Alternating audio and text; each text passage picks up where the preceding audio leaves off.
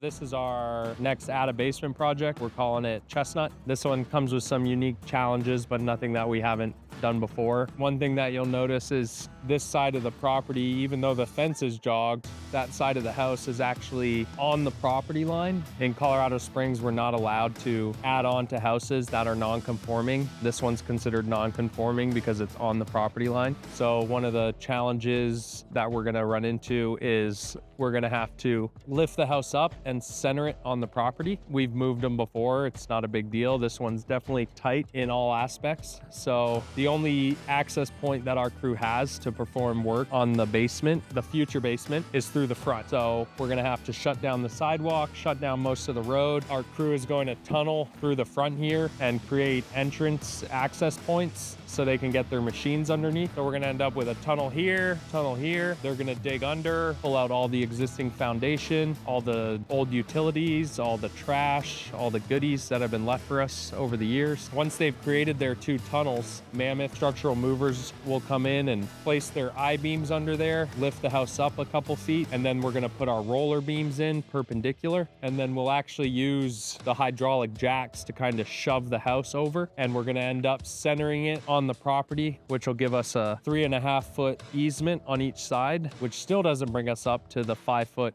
easement standard, but the building department has some stipulations where they'll allow these older homes to have a smaller utility easement on the side, so that way people could actually bring them up to code and do additions on them and such. My name is Mike. I'm the project coordinator here for this job at Chestnut. Basically, I'm just kind of making sure everyone's in line, the homeowners have everything they need, they're happy with how everything's going, lining up all the trades, taking care of all the permitting, utility shutoffs, rehooking up utilities, just seeing the project all the way through from start to finish, and really just being the first point of contact for the homeowner and making sure this goes as smoothly as possible and quickly, and we can keep everything on budget and they can have a nice new house with a new basement on it. A lot of the challenges that Luke talked about are kind of the big ones. Coming into the house from the front like this is just not a lot of room. Moving around the side of the house over here, either side, there's not a lot of room. Just have to be really cautious and careful with other utility lines, other people's property, houses. We'll be popping the entire roof off of here and rebuilding. So just a lot of overhead work that's gonna require a lot of these trees to be at minimum trimmed down, if not fully cut out. And then the backyard is just kind of steps up